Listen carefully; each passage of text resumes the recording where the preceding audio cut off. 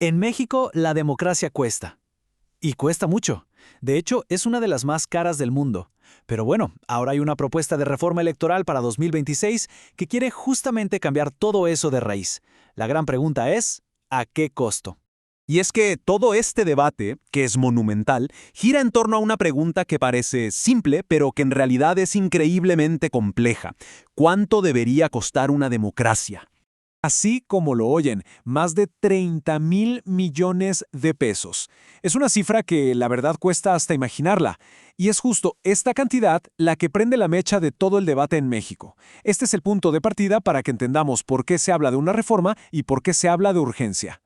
Bien, vamos a entrar en materia.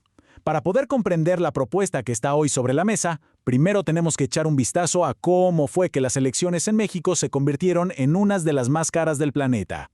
A ver, ¿cómo llegamos a este punto? No fue de la noche a la mañana, todo tuvo una lógica. Pensemos que veníamos de un sistema de partido único, así que hacían falta contrapesos. Entonces, ¿qué pasó? Bueno, en el 77 se les dio más voz a las minorías. Después, en el 96, para que la competencia fuera más pareja, se empezó a inyectar un montón de dinero público a los partidos. Y finalmente, en 2014, se creó esta estructura electoral que tenemos hoy, que es muy robusta, sí, pero también carísima. O sea, cada paso buscaba hacer la democracia más fuerte, pero sin querer, también le iba sumando una nueva capa de gasto. Y si lo ponemos en perspectiva, vemos que el modelo mexicano es principalmente público, a diferencia, por ejemplo, de Estados Unidos. Pero lo que de verdad llama la atención es el costo por persona, el costo per cápita, que resulta ser uno de los más altos del mundo. Y bueno, ante este panorama llega la propuesta de la presidenta Sheinbaum. La idea se presenta como una reforma de austeridad fiscal, básicamente hacer más con menos. La filosofía detrás de todo este plan se podría resumir en esta frase de la presidenta: reducir gastos sin afectar derechos. Es como un mantra que busca un equilibrio, que muchos dirían es casi imposible, entre la eficiencia del presupuesto y la salud de la propia democracia. La reforma en sí se apoya en tres grandes pilares. El primero, un recorte drástico, durísimo, al dinero público que reciben los partidos. El segundo, fusionar los 32 organismos electorales de los estados con el INE nacional. La idea es centralizar y, en teoría, reducir la burocracia. Y el tercero, hacer más pequeño el Congreso. Y aquí, ojo, es súper importante entender este término, los plurinominales. A ver, ellos no los elegimos con un voto directo, sino que se asignan por representación proporcional. ¿Y para qué sirven? Su función es, en teoría, garantizar que las minorías políticas tengan un asiento, una voz en el Congreso. Por eso, su posible reducción es uno de los puntos que genera más polémica. Y aquí lo podemos ver más claro. La Cámara de Diputados, por ejemplo, pasaría de tener 500 miembros a tener entre 400 o 450. Es un recorte bastante significativo que, según el gobierno, pues generaría ahorros muy importantes. Y esto justamente nos lleva al mero corazón del debate.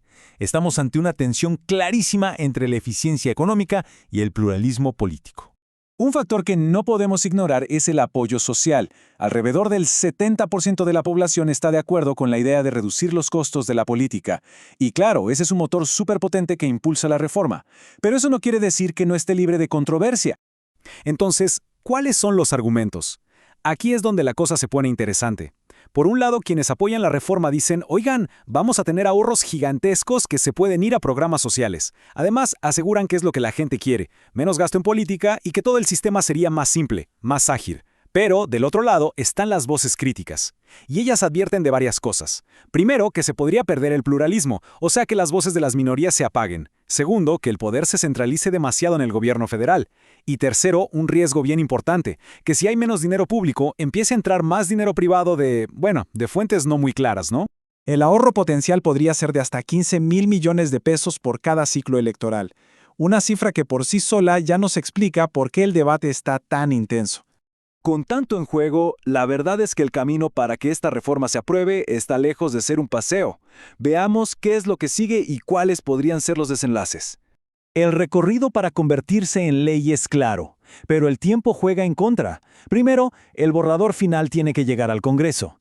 Y ahí no basta con una mayoría simple, necesita lo que se conoce como mayoría calificada, es decir, 2/3 partes de los votos. Y la votación tiene una fecha límite muy estricta, mayo de 2026, si es que se quiere que aplique para las siguientes elecciones.